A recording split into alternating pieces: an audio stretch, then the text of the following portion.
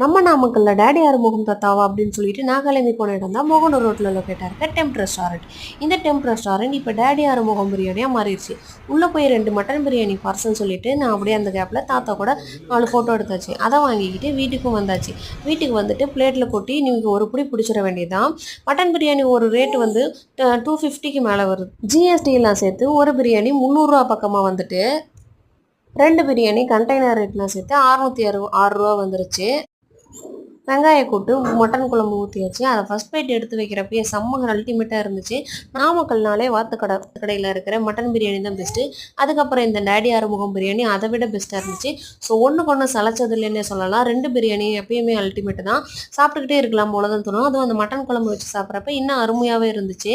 இந்த மட்டன் பிரியாணியில் இருக்க ஒரே ஒரு மைனஸ் என்னன்னு பார்த்தீங்கன்னா, மட்டன் பிரியாணியில் எண்ணெய் அதிகமா இல்லை எண்ணெயில் பிரியாணி அதிகமானு ஒன்றுமே புரியலை. இவ்வளோ எண்ணெயை சாப்பிட்டா எங்கடா போகிறதுன்னு தான் தோணுச்சு. நீங்களே பாருங்கள் எவ்வளோ ஆயிலியாக இருக்குன்னு. அது மட்டனோட கொழுப்பா இல்லை என்னன்னு தெரியல. ஆக மொத்தத்தில் பிரியாணி அல்டிமேட், ரேட்டு தான் கொஞ்சம் கூட.